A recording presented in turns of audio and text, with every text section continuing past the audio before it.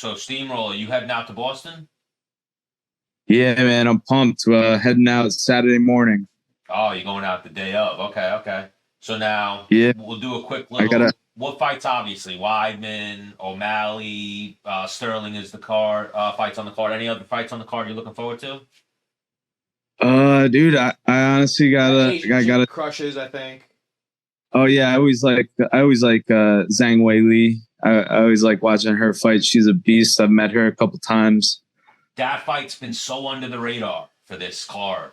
I just saw that fight was on here the other day. Oh, Whaley? Yeah, Lane Willis versus Whaley. I feel like they're not even. I feel like. I feel like that's going to be a very lopsided fight. Oh, for sure. I feel like though Sterling versus O'Malley is getting all the attention. Well, it's a big, it's obviously a title fight.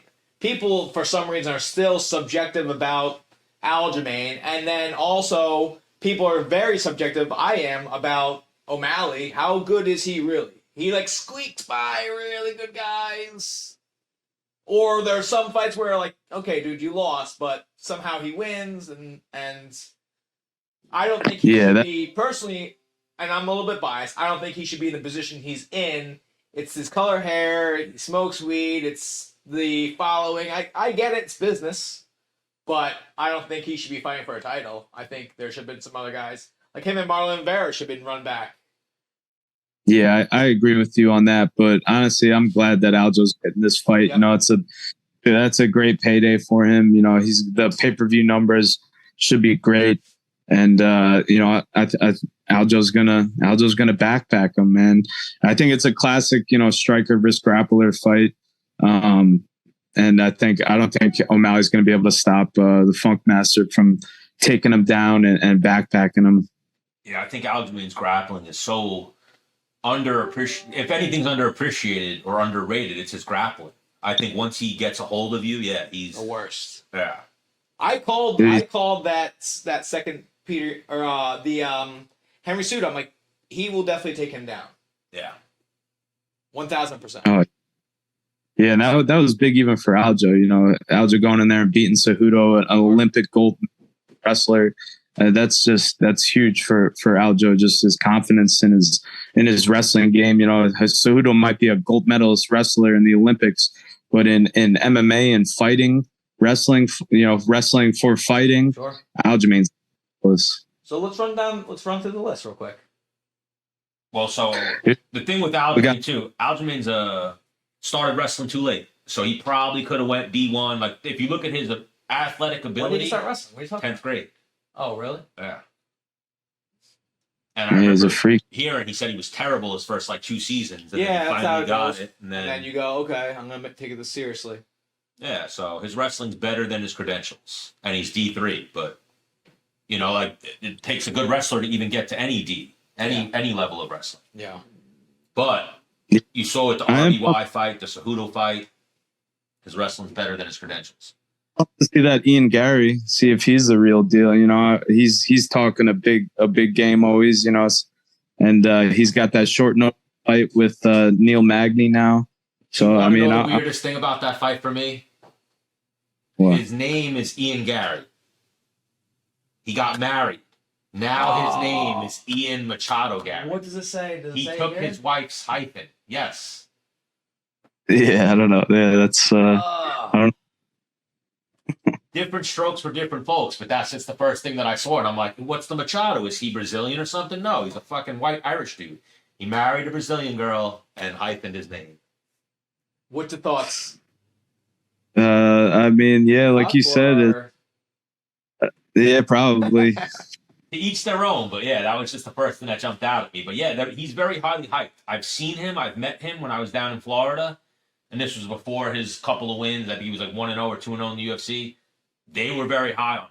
Gilbert was high on his grappling. I think they still are high on him, no? No, very high on him. Yeah. But I'm saying, like, back then even, Gilbert was high on his grappling. And I was like, really? His grappling's good? And they were like, yeah. I mean, grappling. I'm rooting for him because he rocks my dude Henry Hooft. Yes. So Yeah, I guess I'm rooting for him too because he's fun to watch, man. He's fun to watch. He's talking a lot. So I mean, I'm here for the Ian Gary Machado show. The next coming of Connor if you will, to Yeah. take over the Irish throne. And Connor's co-signed on him. Connor said, like, go follow this guy. But I think people went and they didn't see Connor. He's different. So they were like, I'm not jumping on this just yet. Right. Yeah, I mean, I was really excited to see him fight Hands of Steel Neil, because I like that Hands of Steel Neil. I like the way he fights, and I thought like him and that striking like battle would have been awesome. But now he's got a different opponent with Neil Magny. I think Neil Magny can kind of just beat him up in the clinch, like Neil Magny, and kind of just make it a boring fight. And just beat him up against the cage in the clinch and maybe win, but we'll see. Neil's a vet, man. Did you see what happened though Wednesday at the media day, where Neil Magny was like Ian Gary? He just does some shit that I'm like, it's hard to like you when you do that. Ian Gary listened to Neil Magny do his media day, and he's like, I'm a father now. So, like a father, I'm used to giving whoopings. I whoop my son every now and then when he misbehaves, and I'm going to whoop Ian Gary. Ian Gary then started making videos kind of saying Neil Magny like beats his children. Yeah, I mean, that's not cool. There's fight promotion, and then there's you're doing it a little wrong. Like he's trying to get him locked up for the fight? Yeah, like trying to get CPS called on the fucking guy. He said candidly, like, I'm a dad now. I'll give my son a whooping. I'm going to whoop this boy. And Ian Gary made a video and was like, I will never beat my son. I can't believe he beats his son. And I was like, whoa, that's like a little... Yeah, you can tell that... Lost in translation. He does really kind of work the mental warfare, like he sent that pizza to Daniel Rodriguez. Yeah. And now he's doing that. Maybe he's trying to get Magny like pissed off to come out there and really try to trade with him. And you saw the Jeff Neal fight, he got shirts made with Jeff Neal's mugshot. Yeah. That's kind of funny. Yeah, I get the promotion, but I feel like the kids was overstepping it a little bit. Yeah, you got to keep the kids out of it. Yeah. Who's next? Marlon Vera versus Pedro Munoz. What do you think of that one? The winner could potentially be fighting Marab, maybe, for the 135-pound belt. Yeah, that's a good scrap. Chito Vera, he's I feel like he's his last couple of fights, doesn't he kind of gets like loses like the beginning of the fights, and then he comes out like out though. Yeah, and then he comes out and like gets like a nasty knockout after getting beat up. How do you not love Chito though? Like when you watch his interviews, he seems like the nicest. Yeah. Like Yeah. I do the fight. He's like one of those guys. I go to the fight. I'm fighting in Boston this week. Very friendly. Yeah, I like him. But yeah, I'm gonna. Pedro Munoz has been on the show though, so we kind of have to pick him. That's usually how we go here. Cheeto's never. I don't even think we've reached out to Chito yet. Dude, Pedro is tough to finish, man. So I feel like he could. I mean, that's a tough fight for Chito. And then the craziness. I feel like just off of the value of Chris Weidman's name, that should be the first fight on the pay-per-view, but they're giving him the main prelim fight. Which is like a weird compliment now. What, the main prelim? Yeah. Personally, I don't know. As a fighter, put me on the pay-per-view. Yeah. Yeah. You got to put the All-American on the pay-per-view. I don't understand that, but... Well, I think it's to get people to buy... Well, these prelims, are they on ESPN or are they on... They might be on like ESPN ABC. They might be on ABC or something too, maybe. Okay. Which they want to get their... Because I'm seeing the undercard of this is actually going to be the Ultimate Fighter finale. These fights are Ultimate Fighter finale. Oh, okay. Did you watch this season of Tough at All, Steam?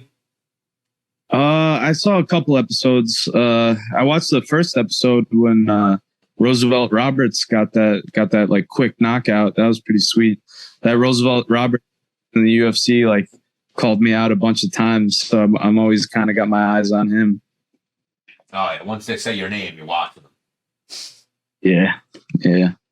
But I mean, I was waiting for the coaches challenge, and then I heard the coaches challenge wasn't even that good. They sat in a cold plunge. Yeah, like come on. They sat they in the did. They cold did. plunge and answered trivia questions, and they were like, "We're going to answer UFC questions." And Conor was like, "That's good for me because I am the UFC." You know, like I got all the answers. Yeah, they fumbled that one. Like with the coaches challenge, or they should have done something. I mean, they Something fumbled, at least. other than bringing Conor in, they fumbled this whole season by making the teams so one-sided, such mismatches every fight. Yeah, they definitely did. That like I was hoping that it was going to be a great season. I loved the Ultimate Fighter like back in the day, but I mean, what are they on like season like 30? 31, I think, or 30. But that was even a question I had for you. Did you ever try out for the Ultimate Fighter? No, I never did. I got Contender Series. I was on the first season of the Contender Series, and I got in like that. You know, I was 5-0, and then got Contender Series, and won that, and I got to the UFC at 6-0. Quick. Yeah. I was kind of learning on the job in the beginning. But that, you know what it was too, that team. Anyone who comes out of Serra-Longo, even with 5 fights, it's like, he knows what he's doing probably. Yeah, you know, I definitely got beat up by Iaquinta. Which one? Go down. Picture of Andre Petrosky versus Gerald Mershart. Yeah, that's a good scrap. Petrosky is talking the biggest game right now of anyone I've seen fight week, if you will, where he jumped out at me, where it's like, oh, he's kind of looking past Mershart, and he's just obsessed with Bo Nickel. He's talking about how he's better grapple with Bo Nickel. He'll beat Bo Nickel. Bo Nickel's ducking him. He said Bo Nickel ducked him in numerous grappling matches. Bo Nickel ducks him in MMA. I don't know. You know what's wild? If you put the two of them together, Petrosky looks like such a bigger guy. Like, you know, he's got the big bulging muscles. Oh, no. Petrosky's good, and he comes from, I believe, Division I wrestling. Henzo Gracie, Philly is where he's from. He was a Division I I think he's a guy. Yeah, he's a Philly guy. Yeah.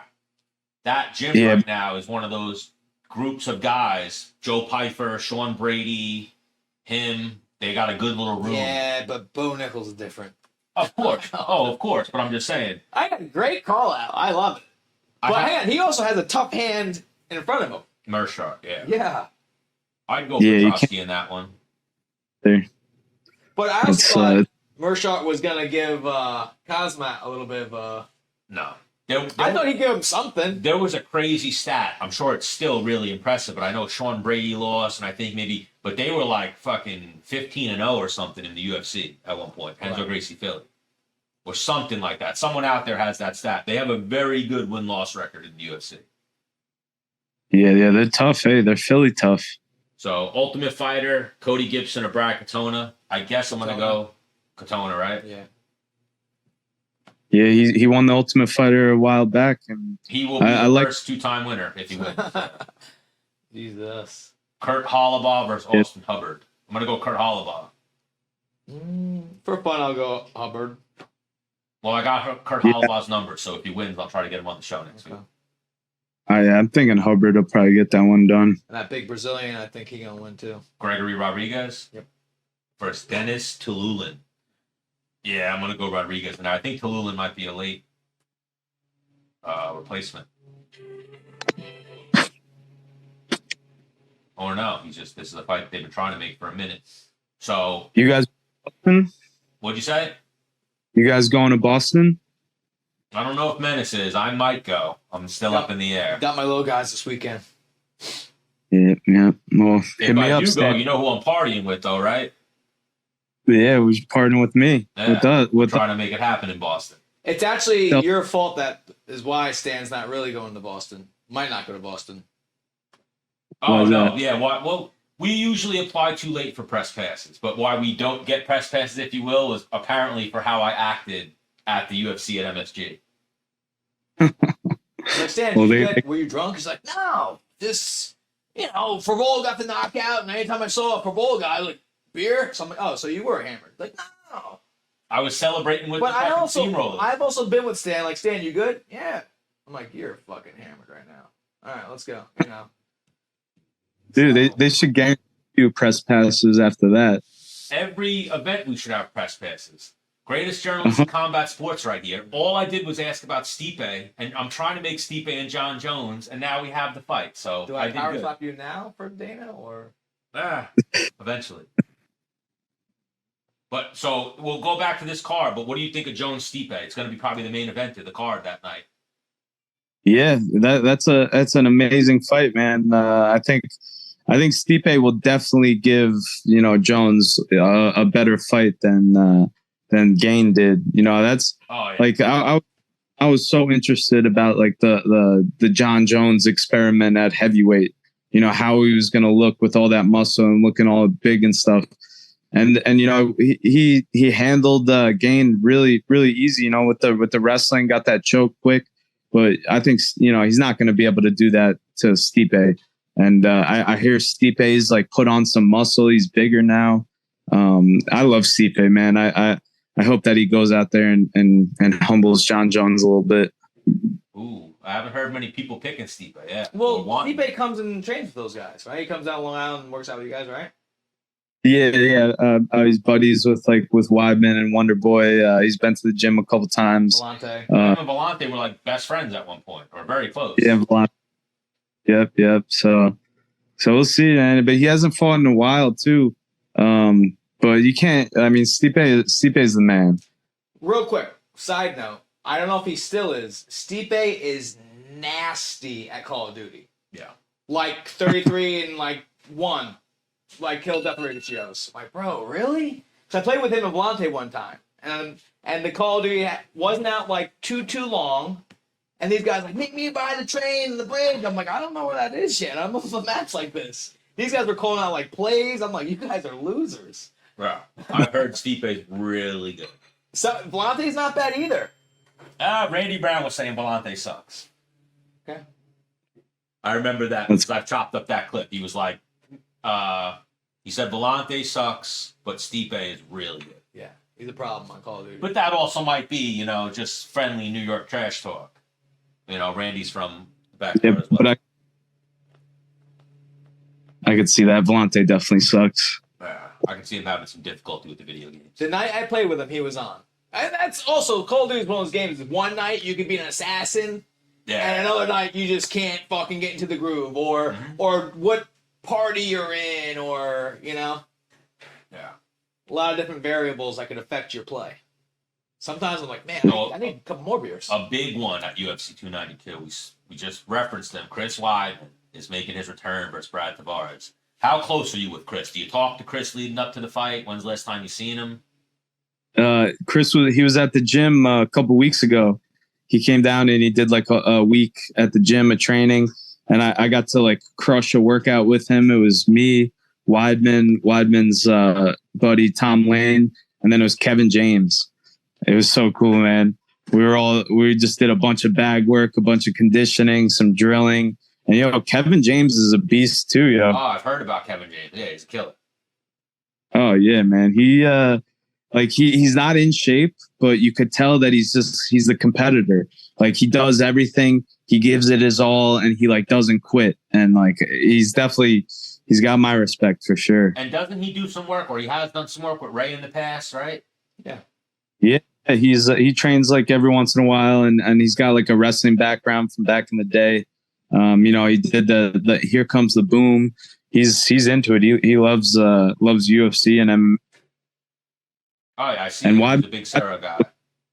And Weidman looks like he looks like he's in prime form. He's throwing kicks 100%, like kicking the shit out of the bag in the pads.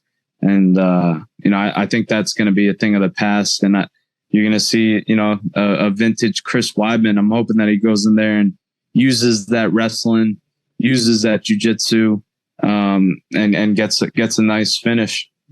He said the first thing he's going to do is come out and throw a leg kick as hard as possible. I know, man. I was like, no. That idea. Hopefully, just because if I'm his opponent, I'm like, all right, he's going to throw a leg kick right away. I'm going to check it. Yeah, man. I hope he doesn't do that either. I would set it up. As part of, so I obviously New Yorker, friends with all you guys. I want to see Weidman win, but then I'm in the broken leg community. That's why I want to see Weidman make this comeback. I've broken my leg. I've been told you're not going to walk again, shit like that. So to see him come back is, a win for people that have been told they're never coming back. They're never going to walk again. They're never going to do what they used to do. So like when it first happened, like Anderson, Connor, all of them. I knew Weidman's was worse than theirs because of where his shit happened. He had the worst leg break of all of them. Corey Hill, anybody, Weidman, because of where he broke it. He broke it like right at the point where it starts to get fat, like your tibia. So yeah, that shit's usually there's usually no coming back from that. Brad Tavares is tough. Yeah. I love the matchmaking too. I think that's a great fight. Two veterans who've been around for a long time, fought everyone. I was hoping that they weren't going to try to give some like up and comer to fight Weidman and have try to feed off his name. I love the matchmaking in that because I love Tavares too. He's a tough dude, Hawaiian guy. I think it'll be a great fight. Yeah, Tavares is game. He's scrappy, and he's been in the mix at 185 his whole career, around the top 20, top 15. I see right now they got him ranked 21. So I personally would have hoped not Weidman picked, but the UFC gave him maybe a lighter opponent. But this is one of those ones. If he wins Weidman's ranked 47th? Yeah, right now. If Weidman wins this, though, I wouldn't be surprised if I saw him at number 15 on Tuesday. Yeah, and the way that Weidman's talking, he still wants the belt. I mean, the way that he's been talking, that he wants this fight, and then he wants to start getting in the rankings and get the belt back. He is an awful matchup for Izzy. Yeah, awful matchup. Yeah, we've been saying that for a while now. Yeah, if he can get that back, I'm curious to see how he looks. Because again, Anderson, Connor, all of them. I went deep dive into all of the leg breaks because I went through that shit. Weidman had the worst leg break of all of them. He's the one who had complications and stuff, so that's what's taken him a little bit longer on the comeback trail. But really, really rooting for Weidman in this one. For many reasons. But so, Weili Zhang, we talked about that one. You can't really pick against her, right? No matter who she's fighting. So Amanda Lemos, that's going to be a rough night for her. But main event, Aljamain versus Sean O'Malley. We know where you're going, but maybe you could talk to us about what you've seen in the two of them that makes you confident Aljo's going to win. Yeah, O'Malley's a great striker. I love his unorthodox, his kind of like his different things he does. He's a sniper.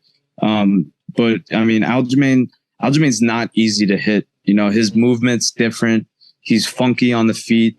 Even his striking is unorthodox, but he's effective on it. And then there's no secret of what he wants to do. Aljo's the best in the world at getting somebody down, getting their back, and just drowning them. I think it's a classic, striker versus grappler fight. You got to think the longer the fight stays on the feet, it favors O'Malley, but I think that Aljo is going to close that distance and get the fight to where he wants to be, where he's the best in the world. And I think once it gets there, that he's just going to be like drowning O'Malley. And hopefully I see like a third or fourth round, submission. Well, as soon as Aljamain gets his first takedown, now he can play with those feints. And Sean O'Malley's not going to want to be taken down again because it took him forever to get out, or he lost the round. So he'll be so biting at the bit to try to down block to not get taken down that will open up Aljamain's striking. I think the way that they are, we always use percentages. Their biggest discrepancy is the ground. Like Aljamain can strike. Aljamain's striking is underrated, if anything. Maybe 60-40 in favor of O'Malley. Okay. Grappling, I want to say 80-20. Yeah. I feel like Aljamain's going to ragdoll him. If not 90-10, like it's going to be me personally, from what I've seen from both of them and what I know of Aljo, what I've heard you speak of Aljo, it's going to be a mauling. If Aljo gets his hands on him, it's going to be like, oh, O'Malley can't really grapple. No, Aljo's that good. Aljo's strong in these positions. Like, that's what I think. Like, Peter Yan can grapple, and we saw what Aljo made him look like. Oh, you're not that good of a grappler, Yan. No, he's a good fucking grappler. Yeah. Aljo's that good. I think I say it. We're going to appreciate Aljo more once he's gone. Like, that's when Aljo will get his flowers or his love, if you will, once he's done, and you'll be like, oh, wow, he was really that good. Yeah. Yeah, and you gotta. I mean, I love what he's doing. He gets this win, and he is undoubtedly the bantamweight goat. You know, the most defenses, beating everybody. So, and then I love, he's talking about going up to 145 after the fight and chasing greatness. You know, you can't hate somebody for chasing. You know, like him and Volk is a fight that like is so exciting. Like, yeah. When But I Volk's think cleaned out the division too, Aljamain is in there. I think him versus Aljamain is a very interesting fight. Yeah. Aljamain. Oh yeah. So do you see Craig Jones broke down Islam and he was like, Islam's good at controlling people. He's not that good at submitting people. Like when I look at his submissions, he's got holes. I feel like that's the thing that's going on there too. Like just the grappling is just night and day. Yeah, man. He's gonna be human backpack, human Jansport, human anaconda. Aljo's got like the strongest, like skinniest arms that just snake around your neck. And then he just gets so strong and then you're just choking.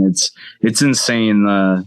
His chokes and his jiu-jitsu is next level. Well, that's what I was saying there is, and I'm sure I'll get flamed for it. Islam is bigger, different style, Sambo. But if you're talking about jiu-jitsu and grappling, Aljamain is a better grappler. So Aljamain versus Volkanovski is a way different fight than Islam versus Volkanovski. His vocabulary of different submissions that he knows, and we're products of it. You're a product of it. This jiu-jitsu that Renzo Gracie brought to the East Coast, there's different styles in it. There's a style in it that Aljamain has that's like, oh, okay, yeah, he fucking smothers you. Like his grappling's good. Like I remember I was telling you that. Like Aljamain expanded. He's been with all those Jason Rao and he does leg locks and he has a whole game of jiu-jitsu that we don't see. Yeah. And he's gonna put it on O'Malley for sure, man. Yeah. All right. Well, I might wind up in Boston. We'll see. It's always great seeing you, Steamroller. Yeah. I'm fine. I'm glad I finally jump on. Every time. Oh, every time. It's great seeing the Steamroller. But if you ever need a guest for your show, Menace is always available. Yeah, not always available. I'll come on your show and say words. Definitely, yo. We got to get you guys on. But so Patty Pimblett is next. What do you got to say to Patty before we let you go? Yeah, say something mean.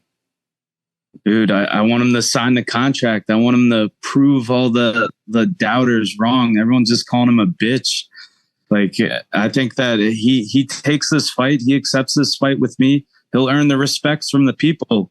And I think that's what he wants. You know, the people want to see. They don't want to see him fight, and just nobody. They want to see him fight me. So I just hope that he signs a contract. He's ready for MSG, and we can put on a great promotion. I'm definitely down to do some press conferences and talk with him the whole camp and promote it. Have a fun time with it, and then go in there and have a great fight with him, man. Just man up and sign the contract. Here's what's at stake here. And you're gonna re-say it, and then we're gonna clip it like you said it. All right? Okay. Patty Pimblett. If I beat you, you fucking get a normal haircut. If you beat me, I'll bick my whole head. Yeah, I actually thought about that. We do a bet if a good one. If I win, if he wins, shave my beard. Yeah. I think we should go extreme. Well, right there. If you win, he's got to bick his whole shit. He wins, you bick your eyebrows, the whole nine. Or you'd be like, Patty Pimblett, we're going to do hair versus hair. You win, I'll shave my head. When I win, I'm going to do you a favor and give you a good fucking haircut. Idiot. Okay. Yeah, I got to shave his head. And then if he wins, he's got to shave my beard. Oh, yeah, like old school WWF. I like it. I'm into it. You're the man, Steamroller. All right, fellas. All right, we'll talk to you soon. Safe travels to Boston. Yep. Yeah, you too. Is Big Sal going? No, he's not. He's not making it this time. Oh, all right. No. Because Stan was going to hitch a ride with him. Well, no, if Big Sal was going, then I was going to be like, all right, now I'm 1,000,000% in. I love partying with Big Sal. But have a good one, guys. All right, Steam. We'll talk to you soon. Always good talking to Matt Frevola. It is. Let's hope the audio was good on that one. Well, Me too. Let's wrap up this one, Menace. All right. Well, see you later.